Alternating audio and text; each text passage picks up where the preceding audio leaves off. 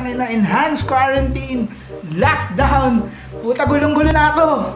Pero sa totoo lang, sa mga panahon ngayon, dapat steady lang tayo. Huwag tayong magpapanik. And then, kung kaya natin magstay sa bahay, stay na lang tayo, di ba? Always wash your hands, iwas tayo, social distancing. And kung hindi naman talaga importante yung gagawin mo sa labas, steady na kayo sa bahay.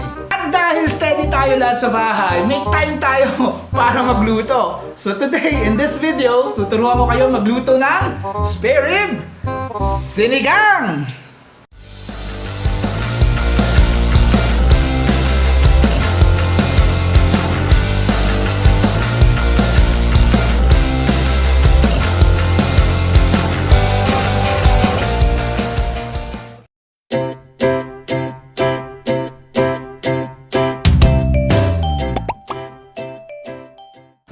Para makapagluto tayo ng spare ribs sinigang, ito yung mga kailangan nating ingredients. So, kailangan natin ng spare ribs. So, bumili ako kanina sa palengke ng Pasig, kasama yung isang TL ko, ng spare ribs. This is around 250 pesos. Ewan ko kung more than 1 kilo yata to.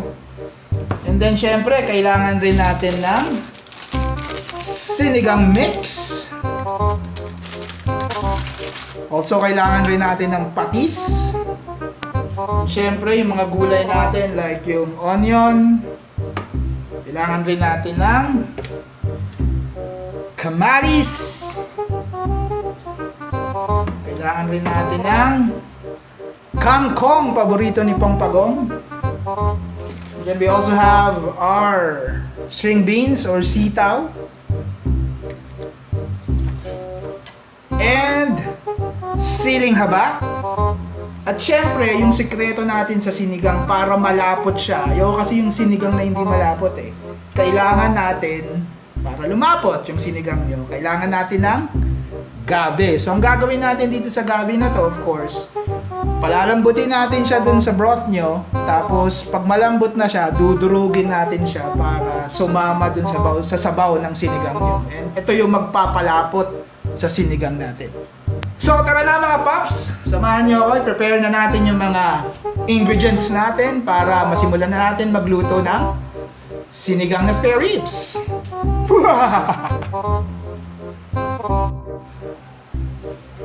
Alright, so syempre ang gagawin natin, unang-una babalatan natin yung sibuyas. After natin balatan yung sibuyas, babalatan rin natin yung gabi. And then hihiwain natin siya sa maliliit. After nun, tatapyasan natin yung kamatis kasi buo natin ito ilalagay sa sinigang natin later on, tapos dudurugin na lang natin. Tatanggalin syempre natin yung buto ng kamatis. Ipakita ko sa inyo mamaya.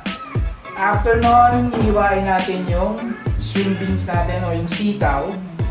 And then of course, hihimayin natin itong kangkong natin. Okay? So yun yung mga gagawin natin para ma-prepare natin itong sinigang natin. So watch and learn, baby!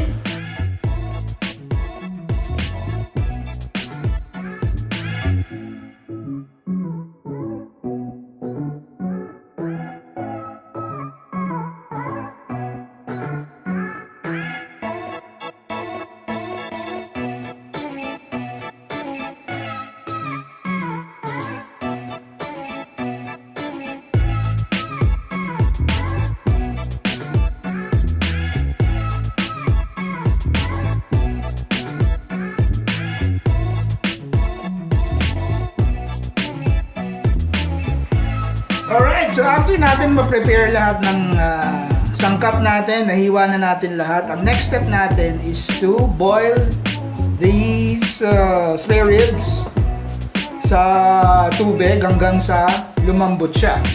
So tara, gawin natin. Alright, so to continue on with our next step, gagawin natin is lalagyan natin ng tubig yung kaldero natin, siguro mga kalahati. Tapos iset natin yung indicator sa induction cooker natin to 1, 2, 3, 4, 5, 6. Tapos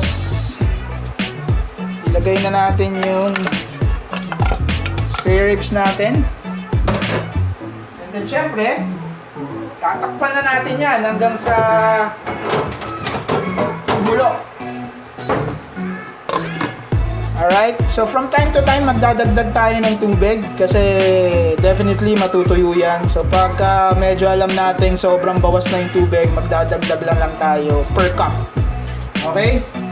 So let's wait until mga it will take an hour or an hour 20 minutes to cook para lumambot siya ng todo. After nun, babalikan natin. So after around 20 minutes, pwede na natin chicken yung spare ribs natin kasi ilalagay natin yung gabi. So lagay na natin yung gabi para lumambot siya. And then, hindi ko dinamihan yung hiwa ng gabi para madali siyang makita later on pag hinangon natin siya kasi kailangan natin hanguin later para durugin eh. So, lagyan natin siya dyan. Sa madaling makuha. Then of course, tatakpan ulit natin yung kaldero natin. Submerge lang natin yung gabi natin.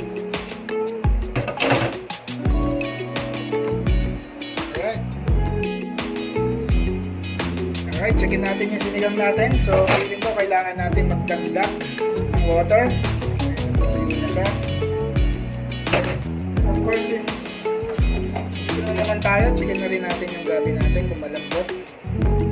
Kung malambot na yung gabi natin, so pwede na natin siyang hanguin. So, hanguin muna natin yung gabi natin.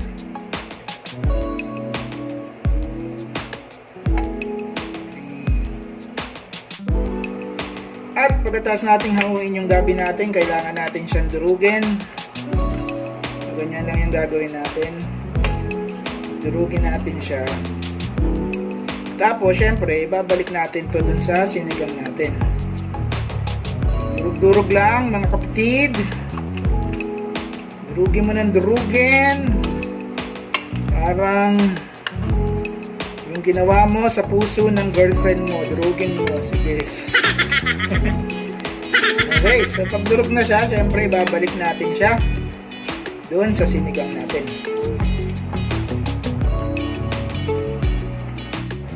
And here we go. Babalik na natin yung gabing dinurog natin.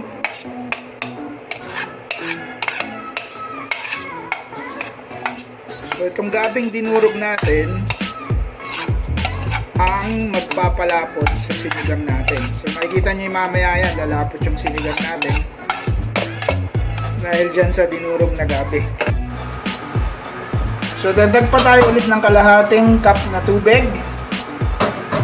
Then we can add in yung sibuyas natin tsaka tong kamatis natin. So add lang natin, hindi ko na hiniwa yan, buyan. Ihalo natin.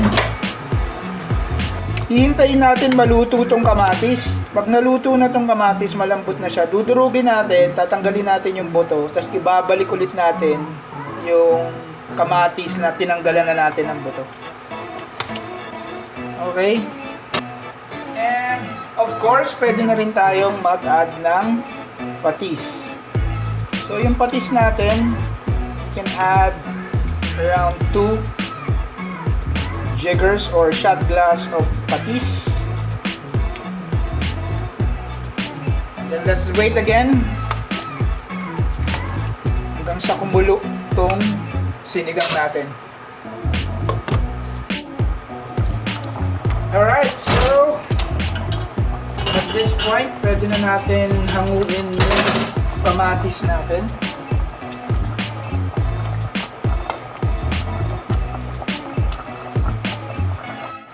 And tulad ng ginawa natin sa gabi, dudurugin lang natin yung kamatis natin, tatanggalin natin yung buto. And pag natanggal na natin yung buto, ibabalik na natin siya doon sa sinigang natin. Alright, so ibabalik na natin yung kamatis natin, tinanggalan ng buto.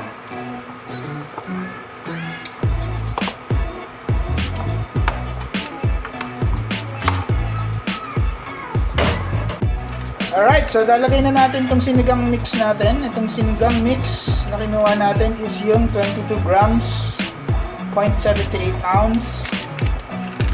So ilalagay na natin siya.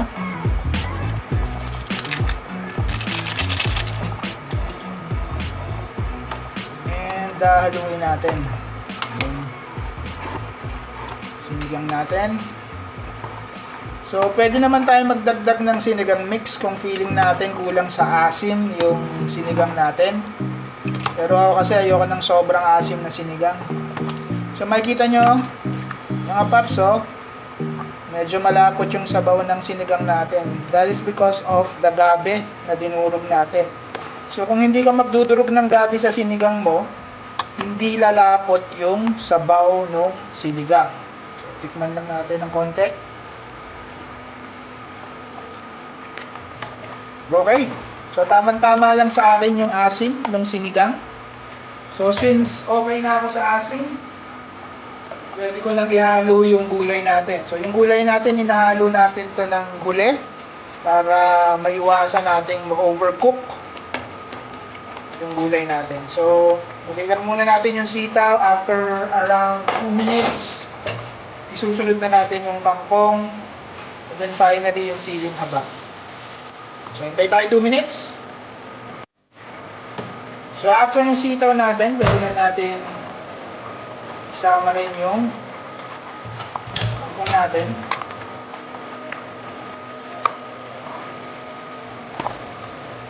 Ang sarap, tapot. And, of course, after yung kangkong natin, you can throw in the siling haba sa mix. Sa sinigang mix natin. Alright, so takpan lang natin. We'll wait for a minute. And then, it's a dish. And that's it. Pansit. Sarap. Ito na kung gaano kalapot yan. Sarap. Okay, so that's our sinigang. Wait na tayo.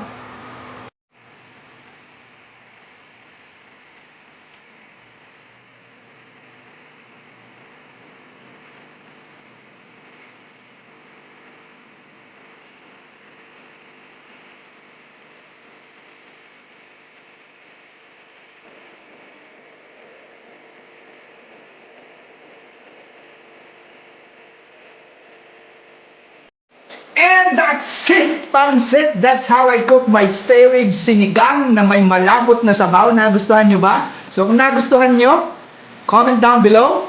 And subukan nyo. Let me know kung talagang sapat sa panlasa nyo. And of course, for those of you who are not yet subscribed in this channel, so please subscribe. And then pakiclick na rin yung bell button para alam nyo kung may mga bago akong uploads na video. Or upload na videos. Alright, so this is the end of the vlog. Thanks for watching. Always remember, good food, good people, good times. Spread the love.